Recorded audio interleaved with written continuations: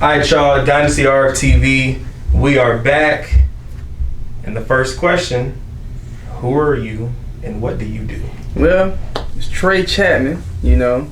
Kind of do a multitude of activities between products, back-end marketing, promotions, just all around personal development for whatever type of business you may want to be in. If it comes down to, you know, rapping, modeling, promo, magazine, back-end products, basically just all around just marketing for any type of product you want to sell. That's what I do. So how did you get into this industry? Well, my family started the business, you know, back in 1982. And then it just kind of just started snowballing into something bigger and bigger and bigger. And then I came out of high school, early days of college, around 18 or whatever, I came and got in it, you know. Initially, I wanted to be an astronaut, but I'll do that later on in life, like Jeff Bezos. Yeah. Okay, so seeing as who your parents are, have you dealt with any, you know, any pressure, like extreme expectations to, I guess, follow up and be the heir to what they've done already?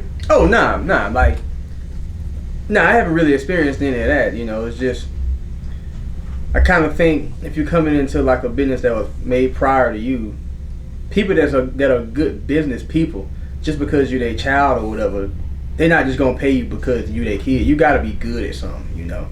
And if you're good at something and you can kind of prove that, any good business person would put you in position for what you're great at. And that's kind of what happened to me, even though the areas that I'm in kind of wasn't already there.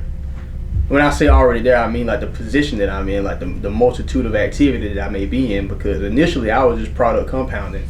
But in your own personal life, you got to develop your own type of skills and your own gumption to want to do particular things. So I just kind of just maneuver myself into different parts, and it just gave me the ability to be a person that just kind of delved in a lot of different activity.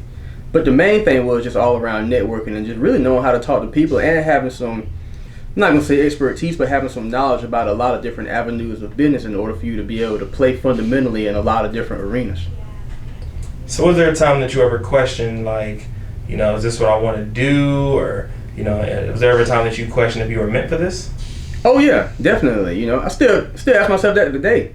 You know what I'm saying? Because it's like when you step into a business like this, and then when you look back at the things that you've done in life, products you may have made, the back ends you may have made, the private products you may have done for other people, just all around pen game, your promo game. And when you look at the type of money or whatever you done made, you might sit there and say, you know, I want to go try something else. I can come back to this.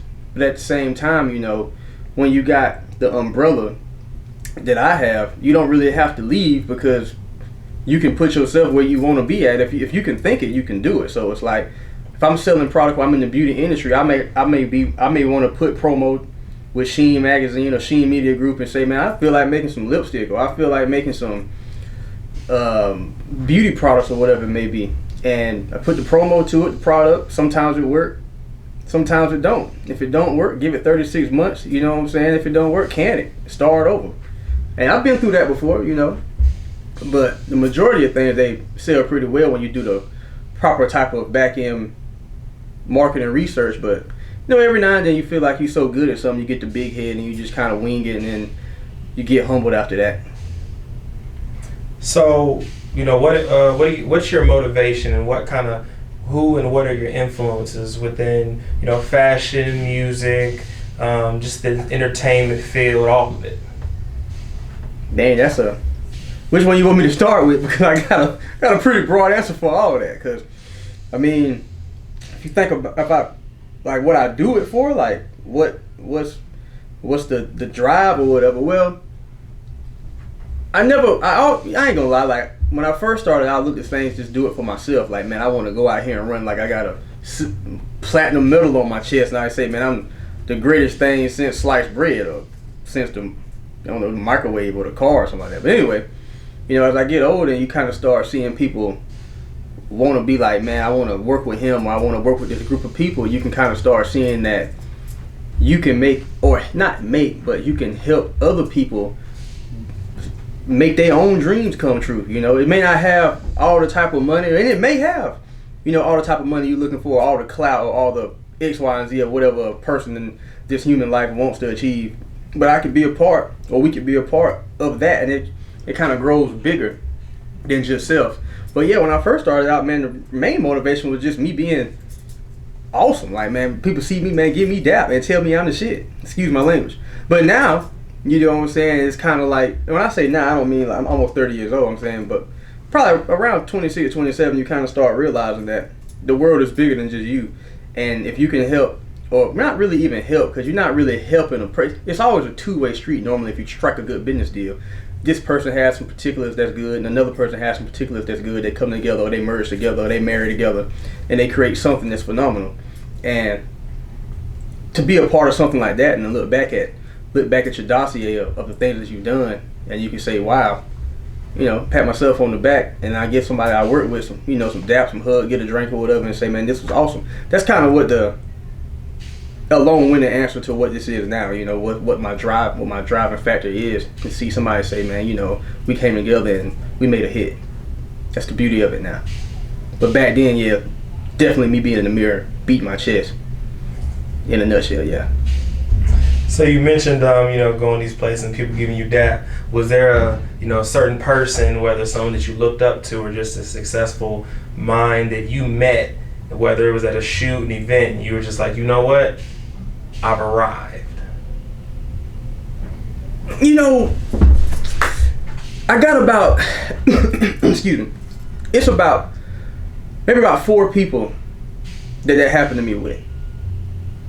I can name off the top of my head 4.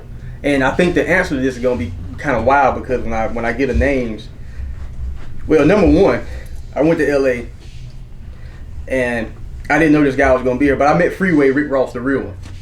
You know what I'm saying? I watched TV shows and all that kind of stuff about him. I met the dude and I was like, wow, like all these dudes talking about how they doing X, Y, and Z in the streets or whatever, but man, I just really met the dude who pretty much everybody's life is right here. He gave me that, gave me his phone number, called me, you know what I'm saying, told me to check in when I come to LA, not check in like he a gangster, but check in like, yo man, holler at me when you get here. You know what I'm saying? But that was a pretty wild experience. I never expected to meet that type of person. You know what I'm saying? Like, and then the venue that we was in was just kind of mind blowing, and he just sitting there walking around with a Kingpin shirt on. I was just like, man, you ain't lying. You know what I'm saying? You the real Rick Ross. So that was 1. Number 2, I had pulled up at this event for Chapman Foundation in Atlanta at this school, and Master P was there. And I was like, man, this Master P. And it was funny when I met him, man. I gave him dap. We took a picture together. It's on my Instagram. And I was like, man, Master P, bro, you truly a legend. And verbatim he responded with, he just kind of looked at me and smiled. He was like, I know. And then from that day, I was like, man, people be running around talking about, being humble. But to Master P, with the things that he's done in his life, that probably was a humble answer for him to say something like, man, I know. You know what I mean? Like, you ain't got to tell me that. Like, man, I really, it's just, and then when I felt that type of energy, I didn't even feel like, man, oh, he an asshole or he this or that. I felt like, man, he has the right to say that. Like, this dude literally made one of the biggest dang record labels ever. You know what I'm saying? Like, he complete legend. He got the right to say it. Now, a lot of people just walking around with just sheer narcissism, thinking they all this and that, and they ain't even stacked $10,000.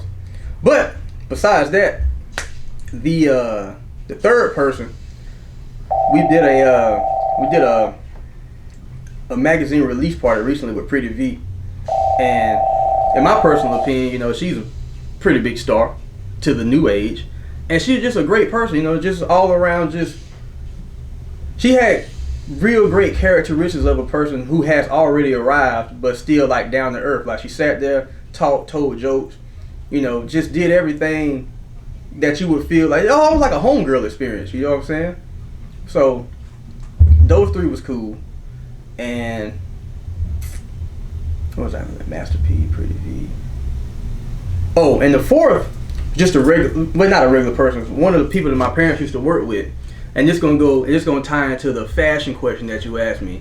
Back in 2000 and I want to say 9 or 8, it was a Frenchman named Ariel Louis, and all he wore was Cartier and Ferragamo. He's an older gentleman, you know what I'm saying? That's all he wore. The necklace, the watch, the pants. He drove a Jaguar, had a pool in his backyard. Went to his house. All his bottles of champagne had his name on them. I mean, the dude was living extravagantly. It was great. So I'm sitting over there, Ed Hardy shirt, Ralph Lauren jeans, pair of Nike Blazers, sagging, around that time. And so we went to the mall down in Florida. I can't remember what mall it was, but it had a Ferragamo store in it. I had never been in a store like this. You know what I'm saying? I was probably like 2000. I had to be about maybe anywhere between 17 and 19 years old. So we go in the store, you know what I'm saying, and he just started looking at stuff. And I never knew nothing about ostrich shoes or ostrich belt, and nothing about a loafer at all. And so he just kind of just started showing me all that kind of stuff. He's like, man, Trey, one day, this is what you're going to have to do when you want to sell people X, Y, and Z. This image is just like, people like this. And I didn't know nothing about that. I was just wearing a, white tee. And so years went on, and we kind of, still go back and forth and talk or whatever, but he never wore jeans. Only wore slacks. His bag when he went out of town for a day was probably about this big. And it was alligator. I ain't talking about all that extra logo stuff either. So from that day forward, I was just kind of like, man, I got to step my game up when it come down to just putting on some clothes or doing this and that. So going into the fashion and the people that I've met, it would probably be those four that had a massive impact on me. With a few other ones that's just ones that's in my immediate circle, but for the ones that's the biggest that I remember vividly, there'd be those. Okay, so let's talk about the genius in Tre Chapman. So can you tell us about Soundstage and what that is? So basically what Soundstage is, Soundstage is a program, not really a program, but a Sheen media based show where we take artists, whether they're rappers or poets or singers, and we take their music and put it on our platform. We give them the ability to tap into some of our followers, and on top of that, some little extra exposure on what they got going on. And anything, a Sheen event that's going on, we can let them open up for them, put them on some of my award shows. We also do a lot of concert business activities where we can almost take a person on tour if they come in and participate in the Soundstage arena. And with that being, Soundstage was really just the first episode of what we actually got coming to take people's creativity and take people's ability to entertain and put it on Front Street straight out of Greenville County. That is pretty much what Soundstage is in a nutshell. All right, and and how has it been traveling with Soundstage? I see y'all got the bus now. Y'all been moving with it. Yeah, we teamed up with Ep.12 Studios in Columbia. We got a bus. They got the TV all in it. And basically, we can go on tour in the bus. We got a whole living quarters in it and all that. And they got a whole studio down there. They're getting ready to open up for Lil Baby and friends in Columbia. So riding around we've been to Atlanta. We took some artists to Atlanta to open up for Pretty V cover events. We had some events in Columbia at Mint Lounge. So we've had a nice run of tour with the Soundstage so far. But you got to understand we're under COVID right now, so we got to make sure that the amount of people in the spacing is right, and then the mask and all that. So we don't want to put anybody in harm's way. But when everything is all the way back open, off rip, yeah. And then with the Soundstage, we took some people to Bronner Brothers and events like that. So when everything opens back up, we'll be able to open our logistic channel back up to the max, and then flood the airways. All right, and I guess before I move on, you mentioned Soundstage and the other things y'all have going on. Is there anything that you can speak on that y'all have coming up, certain events or things like that? Definitely the Lil Baby concert in Columbia, and we got some other shows coming where we're gonna showcase people, rap events. No, not rap events, but rap videos similar to like a Rap City that's on the way.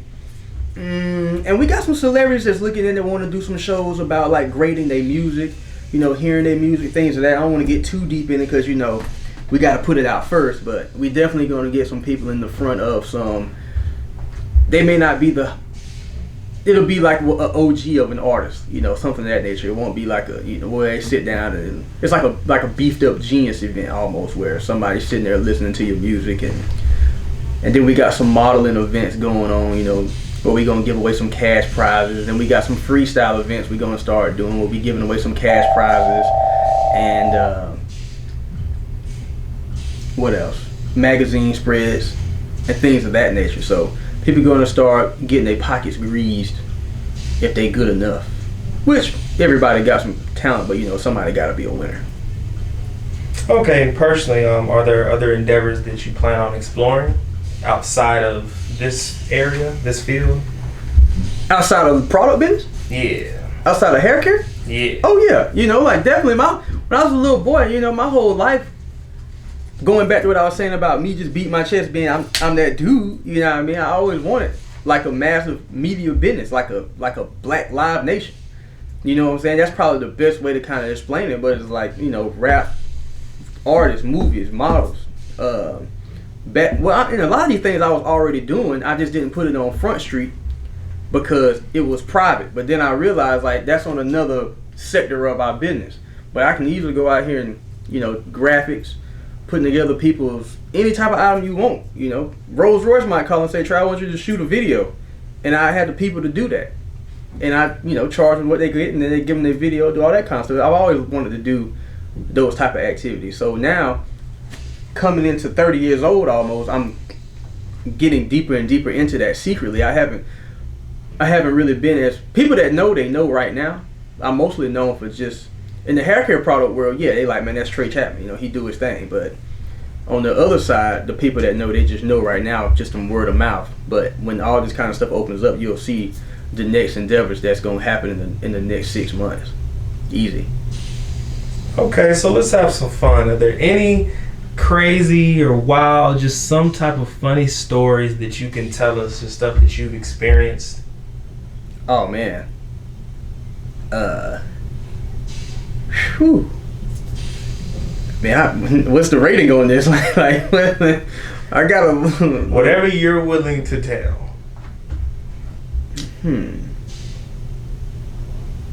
Oh, one time my sister had wanted to go to Miami with her friends for her birthday. I took her to G5, and then I got some ones and all that. And I got kind of lit, you know what I'm saying? So I started making it rain. When I say I was making it, I don't know what I was, but I started taking the money and throwing it backwards. I wasn't even throwing it in front of me. I was throwing it this way. And somehow it was like a group of like 6 dudes behind me, and they all had their drink in their cup, and all the dollars fell in their drink. And then they was looking at me, and I was looking at them, and I just bought them all the extra round of drinks because I had thrown the money because it was like I was like standing right here, and there was like another section back there, and I just started throwing it in the air, and it just fell in their drink. I was like, what's the odds of that? I was like, man, I never win no type of game at like Frankie's Fun Park when you got to get something in the holy cup, and at this time $6 landed in these dudes' cups, and they drink is completely full. So I was like, dang, that was kind of odd. I couldn't believe that happened. But fair enough. Yeah, that what I mean. But about it. I think it's something more G-rated than the next 10 minutes. Oh, good. Well, before we get into this new segment that we're doing now, can you tell the people, where to find you, so what to look out for? Oh yeah, you can find me on all platforms at Trending Tre. That is TRENDINGTRE, just like that. Mostly on Instagram. Holla at your boy. You know what I'm saying? I got a lot of things on the way. And you can also check out Sheen Magazine and Sheen Media Group on the way. So definitely check out all that. Alright, man, DynastyRFTV is a new segment we doing called Top 5. It changes with everybody. And for the man Trending Tre himself, can you give us your top 5 favorite fashion brands, and if there's something about them that makes them special to you? Dang, top 5 favorite fashion brands. We talking like high fashion, or we talking like any? You could if your 5 is Nike, Ferragamo, Gucci, and Pro Kids, that's just your 5. That's a strange 5, but that would be. If that's what, hey, it's what you wild like. is too. I ain't never really been asked what my top 5 is. I know just off honorarium for what people have been trying to wear, been kind of got hot lately, has been Brandon Blackwood and Telfar. I just give them 2 honor. They brand new. I really don't wear them because I ain't a woman. You know what I'm saying? But they seem to like that a lot. But damn, Off rip, my favorite brand when I'm at my slimmest, I'm gonna get at the Saint Laurent YSL. Number one, because he's one of the first people that really put black women on the runway and stuff like that. So I'm gonna pick him or that brand as number one. I know I'm gonna give, but Saint Laurent definitely gonna be that. And then number two,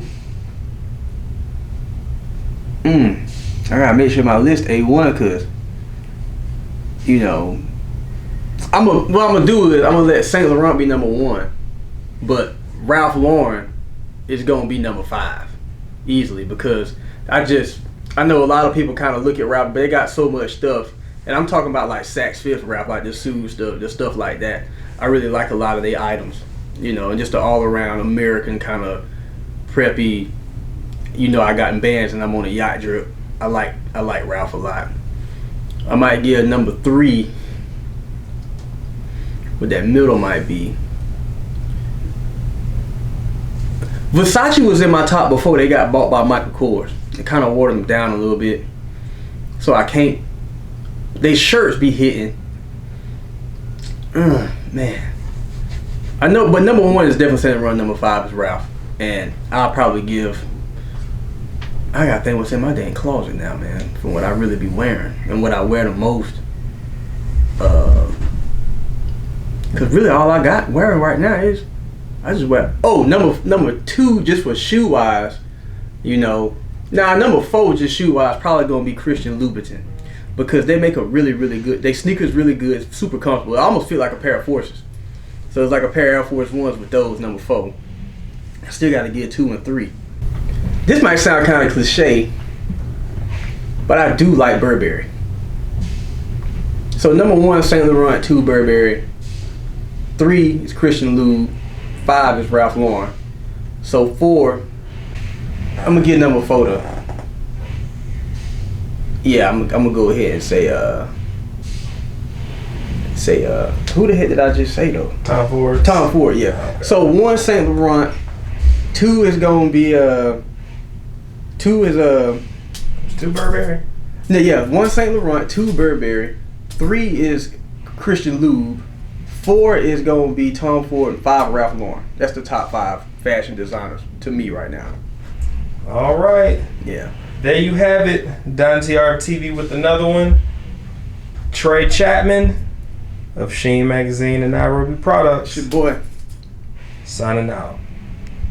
Back